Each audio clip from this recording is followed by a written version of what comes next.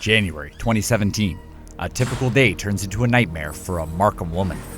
She returns home from work and is greeted by an intruder armed with a handgun. Do not move. Do not make a sound. She's tied up until her husband returns home. When he arrives, he's immediately beaten, drugged, and taken hostage. The suspect tells the woman that if she wants to see her husband alive again, she needs to produce $2 million.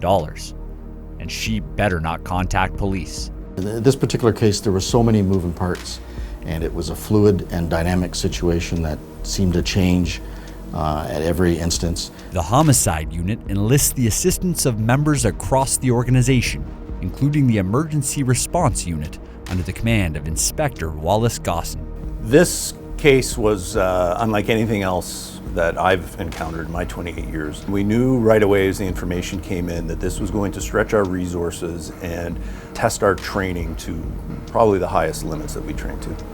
Officers act quickly to move the woman and her son to a safe location, and a critical incident command team is assembled in a command post. The Major Incident Support Center, known as the MISC, is also activated to act as a hub where information can be collected. Critical incident commanders, including Superintendent Mike Slack, are assigned to oversee operations. First, we would have to establish what is our negotiating plan. We're very concerned about the safety of the hostage. It was my fear that as soon as he found out that the police were involved, that he would kill the hostage. A team of negotiators works to establish a dialogue with the hostage taker. But even the most dangerous of criminals can make a mistake. Police discover that the suspect has used the victim's bank card at an ATM in Markham. So that was our first break in the case. We then had an ability to at least put him to the area, and number two, through video surveillance, we were able to identify a grainy image of a vehicle. The investigation stretches overnight. On the morning of day 2, negotiators continue the tense process of engaging with the hostage taker.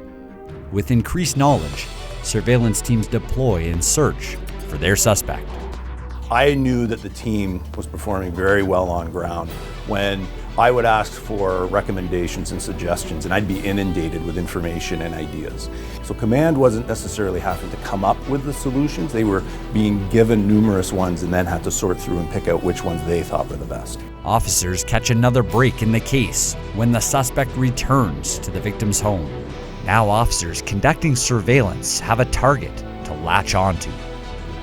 Investigators track the vehicle back to a house in Richmond Hill, where they're surprised to find a man calmly washing dishes. Meanwhile, at the command post, police and the victim's wife await another scheduled call. That's when officers on the ground watch their suspect do something even more unexpected. The time comes when he's supposed to call us, and we see it's reported that he's leaving the kitchen. We assume that he's going to make the call with the hostage, and suddenly the front door opens and out he walks. Serious consideration has to be given to why you would let the hostage taker potentially back to the hostage when you had an opportunity to end the situation at that point. And it was put to me that we can't let him go back in, and at that point I just approved the entry plan. They arrest the suspect at gunpoint in the street, while other officers move quickly to enter the house. Back at the command post, complete and utter silence.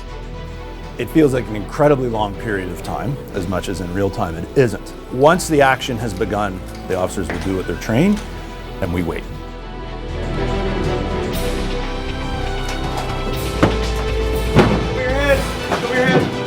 Here are you. We've located the victim.